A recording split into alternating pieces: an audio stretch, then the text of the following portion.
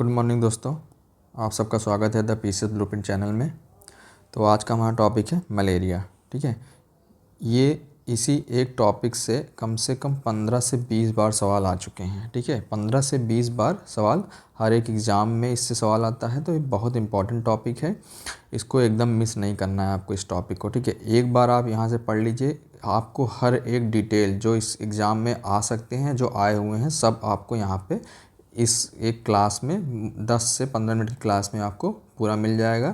आपको कोई ज़रूरत नहीं होगी कहीं से भी फिर दोबारा मलेरिया पढ़ने की। आपको सब चीज़ें आज यहीं अभी याद हो जाएंगी इस एक क्लास में। ठीक है, तो बिना किसी देरी के इसको स्टार्ट करते हैं।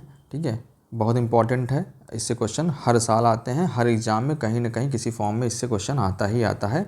अभी एकदम लेटेस्ट देखें तो यूपी पीसीएस 2023 में आया हुआ है। राजस्थान पीसीएस में तो हर बार पूछा ही जाता है, इससे अक्सर क्वेश्चन आते रहते हैं। ठीक है, तो स्टार्ट करते हैं। मलेरिया हम सबसे पढ़ेंगे इसमें कि मलेरिया किससे होता है, इसके सिम्टम्स क्या हैं, उसके बाद इसकी लाइफ साइकिल क्या होती है, क्योंकि लाइफ साइकिल से भी क्वेश्चन आते हुए, इसके प्रिवेंशन क्या है, इसका वैक्सीन क्या है। तो ये सब पॉइंट्स हैं जो है हम आज इस क्लास में पढ़ेंगे बहुत डिटेल में, जितना हमारे लिए ज़रूरी है, हमारे एग्ज़ाम के लिए ज़रूरी है। ठीक है, तो सबसे पहले मलेरिया क्या है? मलेरिया एक बुखार है। ठीक है, मलेरिया फीवर है, एक बुखार है। सबसे पहले याद करना है इसमें कि किससे होता है। ठीक है, तो ये एक प्रोटोजोआ से होता है। जैसे हमने बैक्टीरिया डिजीज़ पढ़ी, जैसे हमने वायरस के डिजीज़ पढ़े, वैसे एक प्रोटोजोवंस डिजीज़ है या प्रोटोजोआ से होता है। प्रोटोजोआ के कौन से किंगडम में रखा गया है? किंगडम प्रोटिस्टा में। ठीक है, किंगडम प्रोटिस्टा में प्रोटोजोआ को रखा गया है। ठीक है, अभी किंगडम प्रोटिस्टा हम किए नहीं है। किंगडम प्रोटिस्टा में सबसे इंपॉर्टेंट मलेरिया था, इसलिए मैंने सबसे पहले इसको स्टार्ट किया है। उसके बाद प्रोटिस्टा है, 5 मिनट का क्लास है, उसको भी कर लेंगे उसमें। ठीक है, तो याद रखना है मलेरिया एक प्रोटोजोआ डिजीज़ है। ठीक है, किससे होती है? प्रोटोजोआ से, ना बैक्टीरिया से ना वायरस से, किससे? प्रोटोजोआ से। अब प्रोटोजोआ में भी कौन से प्रोटोजोआ से? तो प्लाज्मोडियम, ये याद रखना है। ठीक है, ये जीनस है प्लाज्मोडियम प्रोटोजोआ से मलेरिया डिजीज़ जो है होती है। अब प्लाज्मोडियम में भी उसके बाद 4 स्पीसीज हैं इसकी। कौन सी चारों स्पीसीज है वो इंपॉर्टेंट है, चारों के नाम हमको याद रखने हैं, वो आगे देखेंगे। ठीक है, तो सबसे पहले इसमें मेन पॉइंट कि मलेरिया जो है प्रोटोजोआ से होता है, प्रोटोजोआ में प्लाज्मोडियम डिजीज़ से। अब प्लाज्मोडियम क्या है? एक पैरासाइट है। पैरासाइट मतलब जो दूसरे के ऊपर अटैक करके अपना जीवन यापन करता है। उसके बाद ये transmitted to humans through the bite of infected female anopheles mosquitoes. ठीक है, तो इसमें 3 पॉइंट है। पहली बात तो एक मच्छर है एनोफिलीज जो फीमेल है और वो इन्फेक्टेड है। ठीक है, अगर कोई एक मच्छर है या एनोफिलीज मच्छर है, ठीक है, जो फीमेल है, अगर वो आपको काटती है आके, ठीक है, तो अगर वो इन्फेक्टेड नहीं है तो आपको मलेरिया नहीं होगा। सबसे पहले तो ये बात याद रखनी है कि फीमेल एनोफिलीज जो होती हैं, जो इन्फेक्टेड नहीं हैं, अगर वो आपको काटती हैं तो आपको मलेरिया नहीं होगा। मलेरिया आपको फीमेल एनोफिलीज से तभी होगा जब वो पहले से ही इन्फेक्टेड है। ठीक है, अब एनोफिलीज इन्फेक्टेड कैसी हुई और ये हमारे ह्यूमन्स में यानी ह्यूमन्स के ब्लड में कैसे एंटर की, ये हम इसकी लाइफ साइकिल में देखेंगे। ठीक, तो सबसे पहले याद रखना है कि इन्फेक्टेड फीमेल एनोफिलीज ही जो है मलेरिया कॉज करती है।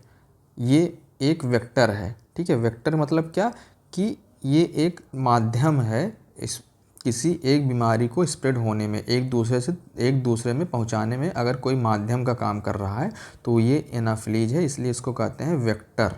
ठीक है, तो अगर पूछे कि मलेरिया का वेक्टर कौन है तो एनाफिलीज में फीमेल एनाफिलीज। ठीक है, अब पूछे कि मलेरिया का पैरासाइट कौन है तो प्लाज्मोडियम। ठीक है, मलेरिया का पैरासाइट कौन है? प्लाज्मोडियम। और अगर पूछे मलेरिया होता किससे है, अगर बैक्टीरिया वायरस प्रोटोजोआ दिया रहे तो प्रोटोजोआ से। तो हमारे 3 क्वेश्चन यहाँ से तैयार हुए। मलेरिया होता किससे है? प्रोटोजोआ से। कौन से पैरासाइट से पूछे तो प्लाज्मोडियम से। और कौन से वेक्टर से अगर पूछे तो फीमेल एनाफिलीज से। ठीक है, तो ये 3 क्वेश्चन तो सबसे पहले तैयार हो गए। यही तीनों क्वेश्चन ही कई बार आए हुए हैं। ठीक, सबसे पहले ये चीज़ याद रखनी इसमें। उसके बाद ये ट्रॉपिकल सब ट्रॉपिकल रीजन में जैसे अफ्रीका, एशिया और साउथ अमेरिका में ये कॉमन बीमारी है, वहाँ पे अक्सर ये मलेरिया जो है ये देखने को मिलता है। अब उसके बाद देखते हैं इसकी डिस्कवरी कौन किया। इसकी फीमेल एनोफिलीज से ये जो है डिजीज़ फैलती है, इसकी डिस्कवरी कौन किया? तो इसकी डिस्कवरी जो है एक ब्रिटिश मेडिकल डॉक्टर थे जिनका नाम था रोनाल्ड रॉस, ठीक है, उनका नाम क्या था, रोनाल्ड रॉस, ठीक है। इन्होंने पता लगाया कि जो ये ट्रांसमिशन होता है मलेरिया का, वो एक फीमेल एनाफिलिस के गट से, ठीक है, यानी उसके इंटेस्टाइनल ट्रैक्ट से, उसमें ये प्लाज्मोडियम जो है पाया जाता है, जिससे ये इन्फेक्शन ह्यूमंस में स्प्रेड होता है। इस काम के लिए इनको क्या मिला, इनको मेडिसिन में इनको नोबेल प्राइज़ भी मिला, ठीक है। तो ये याद रखना है कि रोनाल्ड रॉस ने इसकी डिस्कवरी की है, ठीक है, ये भी क्वेश्चन आया हुआ है, तो ये याद रखना है कि रोनाल्ड रॉस ने ये डिस्कवरी की कि फीमेल एनाफिलिस जो है एक वेक्टर के रूप में काम करती है मलेरिया के, ठीक। अब उसके बाद देखते हैं इसका कॉजेटिव एजेंट, मतलब किसकी वजह से होता है। तो हमने देख लिया कि किसकी वजह से, प्लाज्मोडियम की वजह से। अब प्लाज्मोडियम में कुछ स्पीसीज हैं, ठीक है, जिसमें 4 स्पीसीज बहुत इंपॉर्टेंट है, ये 1 2 3 4, इसको हम देखने हैं 4 स्पीसीज का नाम क्या है। तो पहला नाम है प्लाज्मोडियम। प्लाज्मोडियम आपको याद रखना है, प्लाज्मोडियम कॉमन है सब में, क्योंकि ये जीनस सेम है, एक ही जीनस के हैं, बस स्पीसीज अलग अलग है। तो सबसे पहले याद रखना है प्लाज्मोडियम फैलसीपेरम, ठीक है, प्लाज्मोडियम फैलसीपेरम, ठीक है। उसके बाद प्लाज्मोडियम वाइवैक्स, ये याद रखना है, प्लाज्मोडियम वाइवैक्स। अगर कुछ नहीं याद हो रहा तो ये तो याद ही रखना है, प्लाज्मोडियम वाइवैक्स। उसके बाद प्लाज्मोडियम ओवेल और प्लाज्मोडियम मलेरी, ठीक है, प्लाज्मोडियम मलेरी या मलेरिया। अब इसमें से 1 नंबर 3 नंबर नहीं, 1 नंबर और 2 नंबर, दूसरा पॉइंट और चौथा, ये तीनों तो याद ही रखना, क्यों, क्योंकि ये एनसीईआरटी में दिए हुए हैं। कौन सा, प्लाज्मोडियम फैलसीपेरियम, प्लाज्मोडियम वाइवैक्स और प्लाज्मोडियम मलेरी, ठीक है। अब प्लाज्मोडियम वाइवैक्स जो है ये कॉजेस रिकरिंग इन्फेक्शन, ठीक है, रिकरिंग मतलब कि बार बार होने वाला, ठीक है, बार बार इन्फेक्शन। ये सबसे ज़्यादा इंडिया में अगर केसेस किसी स्पीसीज से होते हैं तो प्लाज्मोडियम वाइवैक्स स्पीसीज से होता है, ये पॉइंट याद रखना है, ठीक है। इंडिया में अगर किसी सबसे ज़्यादा मलेरिया का अगर कॉज करता है कौन, तो प्लाज्मोडियम वाइवैक्स करता है। उसके बाद प्लाज्मोडियम फैलसीपेरम जो है वो मोस्ट सीवियर और डेडली है, ठीक है, ये कैसे है अभी आगे हम बताते हैं इसको। उसके बाद प्लाज्मोडियम मलेरी जो है ये क्रॉनिक इन्फेक्शन करता है, लेकिन सीवियरिटी इसकी कम होती है, ठीक है, क्रॉनिक इन्फेक्शन और लेस सीवियरिटी। उसके बाद 5वां है प्लाज्मोडियम नोलेसी, ठीक है, ये रेयर है, अगर इसको आप याद करना चाहें तो याद कर लें, नहीं तो बहुत इंपॉर्टेंट नहीं है। लेकिन ये 4 और चारों में तो पहला, दूसरा और चौथा ये बहुत इंपॉर्टेंट है, इसको याद रखना है आपको, ठीक है। प्लाज्मोडियम फैलसीपेरम, प्लाज्मोडियम वाइवैक्स और प्लाज्मोडियम मलेरी, ठीक है। अब इसका देख लेते हैं कि इसका ट्रांसमिशन जो है कैसे होता है। तो ट्रांसमिशन कैसे होता है, अगर मान लीजिए एक इन्फेक्टेड जो है, ये मान लीजिए एक मॉस्किटो है, ठीक है। अब ये इन्फेक्टेड है किससे, प्लाज्मोडियम वाइवैक्स से, मान लीजिए ये इन्फेक्टेड है। तो अब अगर ये आके किसी ह्यूमन को काटती है, ठीक है, जब काटती है तो ये क्या, ब्लड सक करने के लिए पहले अपना निडल जो है अंदर करती है, तो इससे कुछ ब्लड जो है इसका ह्यूमन में आता है, ठीक है। अब इसी ह्यूमन ब्लड से जो है ये प्लाज्मोडियम जो है ये ह्यूमन ब्लड में इंटर हो जाता है, ठीक। ह्यूमन ब्लड में इंटर होता है तो ये अपने लीवर और उसके बाद आरबीसीज में इंटर करता है, और फिर इससे सिम्टम्स आना जो है स्टार्ट हो जाते हैं। तो इसको बोलते हैं कि उस ह्यूमन बीइंग को एक मलेरिया डिजीज हो गई है, ठीक है। तो इसका मोड ऑफ ट्रांसमिशन कैसे, कि पहले फीमेल एनाफिलिस जो है मॉस्किटो, वो ह्यूमन को बाइट करेगी, अपना पैरासाइट जो है इंजेक्ट करेगी ब्लड स्ट्रीम में, और उसके बाद इसमें सिम्टम्स आना शुरू हो जाएंगे। अब मान लीजिए किसी ह्यूमन को मलेरिया है, ठीक है, वो कहीं पे ब्लड ट्रांसफ्यूजन करता है, यानी ब्लड डोनेट करता है, या अपना ऑर्गन ट्रांसप्लांट करता है, या मदर से फीटस में अगर इसका ट्रांसमिशन होता है, तो ये भी चांसेस हैं कि मलेरिया है जो है इससे भी हो सकता है, क्योंकि ये आरबीसी में पाया जाता है। अगर इन्फेक्टेड पर्सन है तो उसके आरबीसी में मलेरिया पैरासाइट पाई जाएंगी। तो अगर अपना ब्लड देगा या ऑर्गन देगा या मदर से फीटस में आएगा, तो मदर से फीटस में क्या होता है, प्लेसेंटा के थ्रू, ब्लड के थ्रू जो है वो फूड का एक्सचेंज होता है, तो इससे जो है फीटस को भी खतरा रहता है मलेरिया होने का। अब जो मदर से फीटस से मलेरिया होता है उसको बोलते हैं कंजेनाइटल मलेरिया, ठीक है, ये चीज़ याद रखनी है आपको। जो मदर के से फीटस को मलेरिया होता है उसको बोलते हैं कंजेनाइटल मलेरिया, ठीक। तो ये इसका मोड ऑफ ट्रांसमिशन हो गया, कैसे ट्रांसमिट होता है। अब ट्रांसमिशन होने के बाद, ठीक है, ट्रांसमिशन मान लीजिए हमारे ब्लड स्ट्रीम में मलेरियल पैरासाइट या प्लाज्मोडियम आ गया है। अब ब्लड में आने के बाद ये क्या करता है, ठीक है, इसका अगला टारगेट क्या होता है, या इसकी लाइफ साइकिल आगे कैसे चलती है, ये हमको देखना है। तो यही होती है लाइफ साइकिल ऑफ प्लाज्मोडियम या मलेरियल पैरासाइट।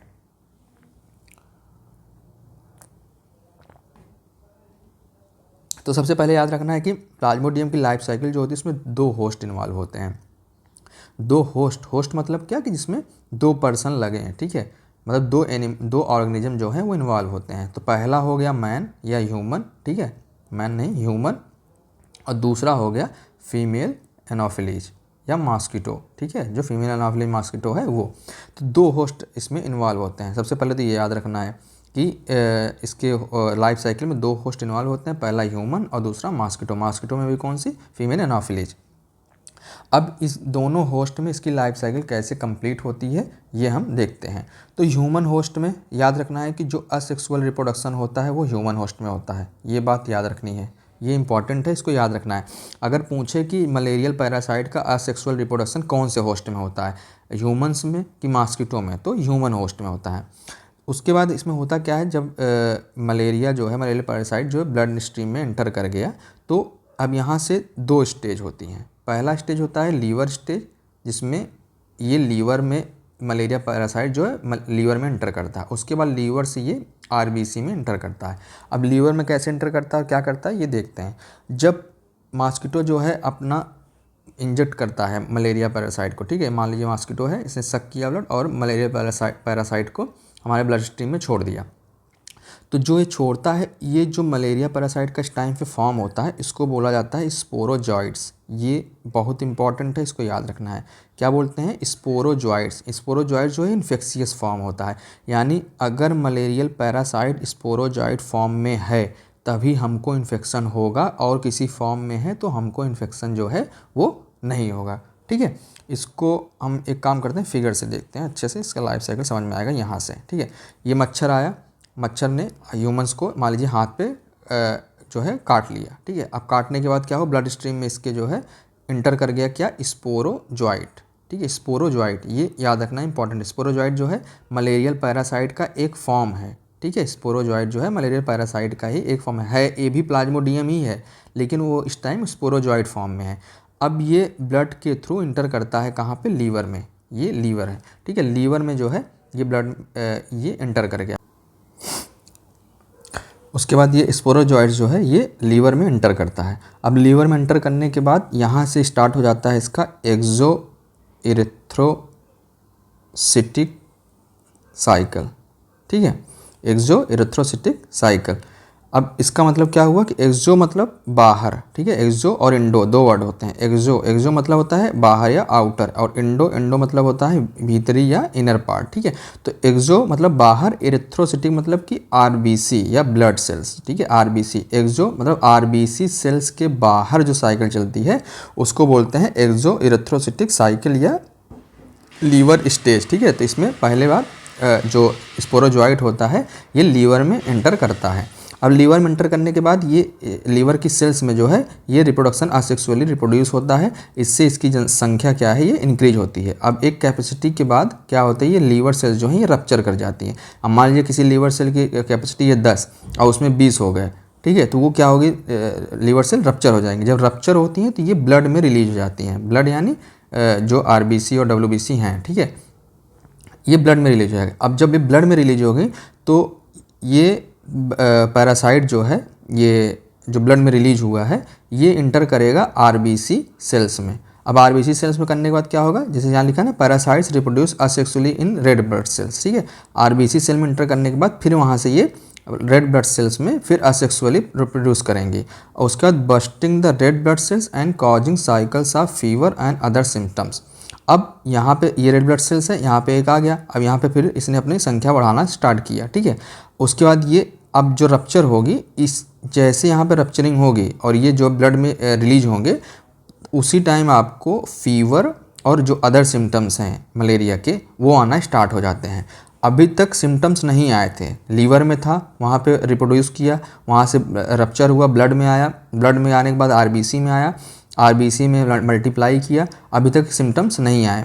आरबीसी से जब रप्चर होगी, बस्ट होगी सेल, आरबीसी सेल, तब जो है आपको फीवर और अदर सिम्टम्स आने लगेंगे। Released parasites infect new red blood sales. अब जो ये निकले हैं ये नए रेड ब्लड सेल्स को जो है ये इन्फेक्ट करेंगे और उसमें फिर मल्टीप्लाई करेंगे और बार बार आपको ये सिम्टम्स आते रहेंगे, ठीक है। जब ये आरबीसी जो हैं रप्चर होती हैं तो इसमें एक टॉक्सिन निकलता है जिसको आपको याद रखना है। इस टॉक्सिन का नाम होता है हीमोजोइन।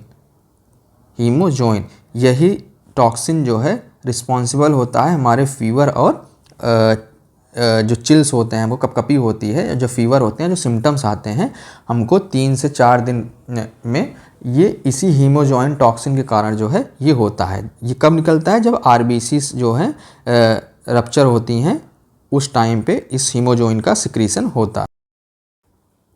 अब इसमें नेक्स्ट स्टेज क्या होता है? अब मान लीजिए ह्यूमन ब्लड है, ठीक है, ह्यूमन ब्लड में ये पूरा फैला हुआ है प्लाज्मोडियम, ठीक है। अब मान एक मच्छर आई, फीमेल एनोफिलीज मच्छर जो है आई, और मान लीजिए इसने इस एक इन्फेक्टेड पर्सन को इसने काटा, ठीक है, इसने बाइट किया, तो अब ये जो इसके ब्लड में जो प्लाज्मोडियम का पैरासाइट है, ये इंटर कर जाएगा किसमें? ये इंटर कर जाएगा फीमेल एनोफिलीज में, ठीक है। अब फीमेल एनोफिलीज में इंटर करने के बाद ये जो है यहाँ पे फीमेल्स ब्लड, मतलब मॉस्किटो के ब्लड में यहाँ पे सेक्सुअल स्टेज जो है वो स्टार्ट हो जाएगा, यानी यहाँ पे सेक्सुअल रिप्रोडक्शन होगा फीमेल में और गैमेटोसाइट्स बनेंगे, ठीक है। किसके ब्लड सेल्स में?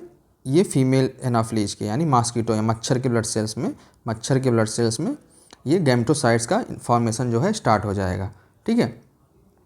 उसके बाद गैमेटोसाइट्स जो हैं ये डिवाइड होंगी, और ये जो हैं गैमेटोसाइट डिवाइड होके ये गैमीट बनाएंगी, और उसके बाद फर्टिलाइजेशन होगा, ठीक है।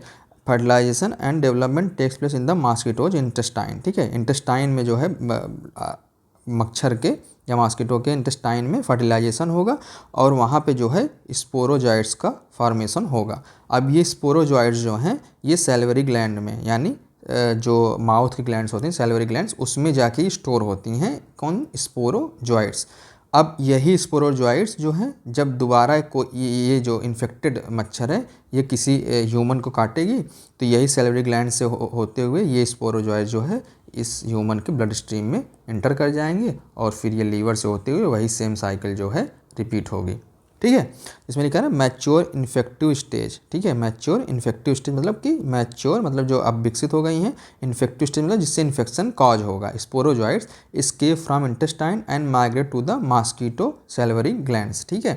तो ये मच्छर में ये जो है साइकिल चलती रहती है, ठीक है। अब इसको हम डिटेल में देख लेते हैं, कुछ पॉइंट अगर इसमें बचा हो तो।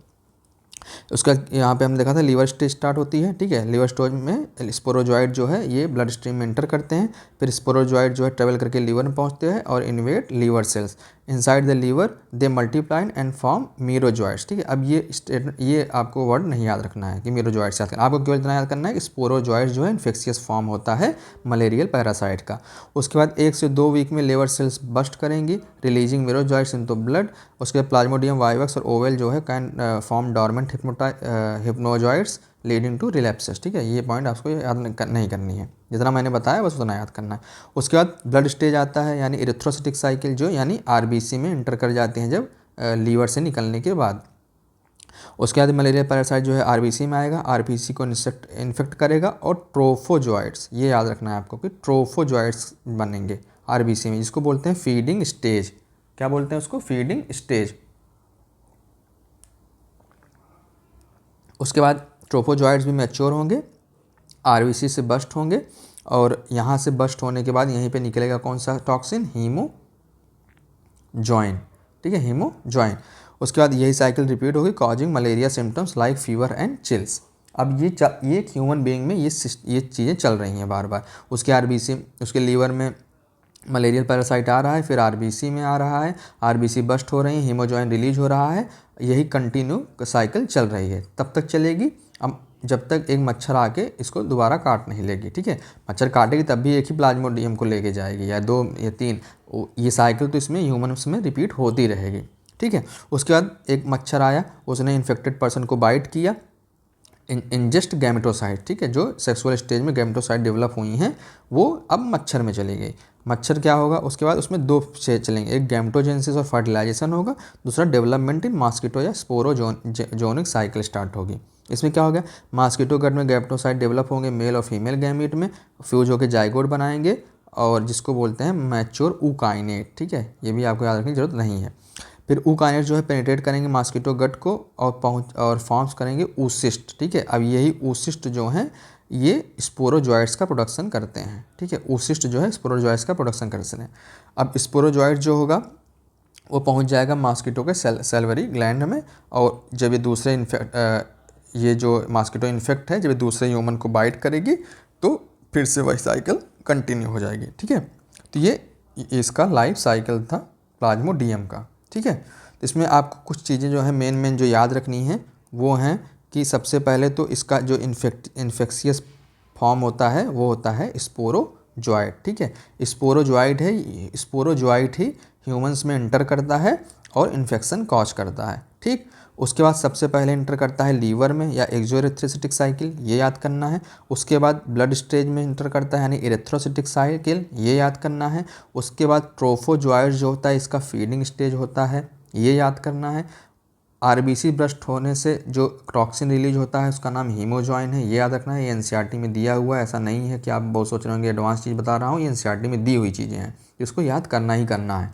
ठीक है, हीमोजॉइन रिलीज होता है जिससे हमको फीवर और चिल्स आते हैं, मेन रीजन होता है ये हीमोजॉइन टॉक्सिन। ठीक है, उसके बाद मॉस्किटो होस्ट होता है। ठीक है, मॉस्किटो में सेक्सुअल रिप्रोडक्शन होता है, ये याद रखना है। ठीक है, सैलिवरी ग्लैंड्स में जो है ये स्पोरोजोइट्स स्टोर होते हैं, आपको ये याद रखना है। स्पोरोजोइट्स जो हैं मॉस्किटो के सैलिवरी ग्लैंड्स में स्टोर होते हैं, और ये जब दूसरे ह्यूमन को बाइट करती है तो यही स्पोरोजोइट्स जो हैं ह्यूमन में एंटर करते हैं और हमको इन्फेक्शन कॉज करते हैं। तो ये साइकिल रिपीट होती रहती है, दो होस्ट मिलकर ये साइकिल रिपीट करते हैं। एक होस्ट में असेक्सुअल रिप्रोडक्शन होता है यानी ह्यूमंस में, और दूसरे होस्ट में सेक्सुअल रिप्रोडक्शन होता है यानी मॉस्किटो में या फीमेल एनाफिलीज में। ठीक है, तो ये इसकी हो गई लाइफ साइकिल। इसी तरह से हमको ये इन्फेक्शन कॉज करते हैं। ठीक है, अब सिम्टम्स क्या होते हैं मलेरिया के, ये देख लेते हैं। इसमें क्या होता है, सिम्टम्स यूजुअली अपीयर इन 10 से 15 दिन में, 10 से 15 दिन में इसका सिम्टम जो है अपीयर होता है जब इन्फेक्शन कॉज होता है तो। ठीक है, इसमें फीवर्स होते हैं, चिल्स जो है मेन है। ठीक है, स्वेटिंग होती है, साइक्लिक पैटर्न में होते हैं, मतलब आज हुआ है तो कुछ दिन गैप के बाद फिर उसी टाइम पे होगा। ठीक है, 3 घंटे के लिए फिर से चिल्स होगा, फिर से फीवर आएगा, फिर उतर जाएगा। रात में अगर फीवर आ रहा है तो फिर रात में फीवर आएगा, उसके बाद रात में कुछ दिन बाद फिर उसी टाइम पे फीवर आएगा। ठीक है, जब जब आरबीसी बस्ट होंगी तो हमको फीवर और सिम्टम्स जो हैं इसके दिखेंगे। हेडेक होगा, मसल्स पेन होगा, nausea, vomiting, fatigue and weakness होगा। सीवियर केसेस जैसे फैल्सीपेरम में can lead to organ failure, coma और डेथ। ठीक है, अब इसमें से जो प्लाज्मोडियम फैल्सीपेरम है, ठीक है, इससे होता है मैलिग्नेंट मलेरिया। ठीक है, ऐसा मलेरिया जो और किसी ऑर्गन में भी पहुंच सकता है या स्प्रेड होता है। ठीक है, तो ये सबसे खतरनाक मलेरिया होता है, इसमें चांसेस ज़्यादा होते हैं किसके, ऑर्गन फेलियर के और डेथ होने के। ठीक है, तो अगर पूछा जाए इसमें से मैलिग्नेंट मलेरिया कौन से कॉज होता है, कौन से प्लाज्मोडियम से, तो प्लाज्मोडियम फैल्सीपेरम से। और अगर पूछे इंडिया से ज़्यादा केसेस किससे पाए जाते हैं तो प्लाज्मोडियम वाइवेक्स से। तो ये बात इंपॉर्टेंट है, ये याद रखनी है आपको, मैलिग्नेंट मलेरिया जो है ये प्लाज्मोडियम फैल्सीपेरम से होता है। ठीक है, डायग्नोसिस कैसे की जाती है, माइक्रोस्कोपी के द्वारा, ब्लड स्मीयर विथ ये रैपिड डायग्नोस्टिक पीसीआर या पॉलीमरेज चेन रिएक्शन। ठीक है, और स्पीसीज आइडेंटिफाई, जैसे अगर किसी को पता करना है कि प्लाज्मोडियम फैल्सीपेरम का है कि वाइवेक्स का है कि ओवेल का है तो उसके लिए पीसीआर टेक्निक का यूज किया जाता है। ये जब बायोटेक पढ़ेंगे तो बताऊँगा मैं उसमें कि पीसीआर क्या होता है। ठीक है, ट्रीटमेंट के लिए क्या किया जाता है, तो सबसे पहले आपको ये याद रखना है कि एक इसमें जो दवा होती है क्यूनिन। ठीक है, ये याद रखना है, क्यूनिन दवा। ठीक, क्यूनिन। ठीक, ये किससे निकाला जाता है, ये सिनकोना ट्री के बार्क से। ठीक है, सिनकोना ट्री के बार्क से क्यूनिन दवा निकाली जाती है जो एंटी मलेरियल होती है। ठीक है, एंटी मलेरियल जो मेडिसिन होती है किससे निकाली जाती है, सिनकोना ट्री के बार्क से। इसको दवा का नाम क्या है, क्यूनिन। ठीक है, ये याद रखना है हमको, ये सबसे पहले आइसोलेट की गई थी 1820 में।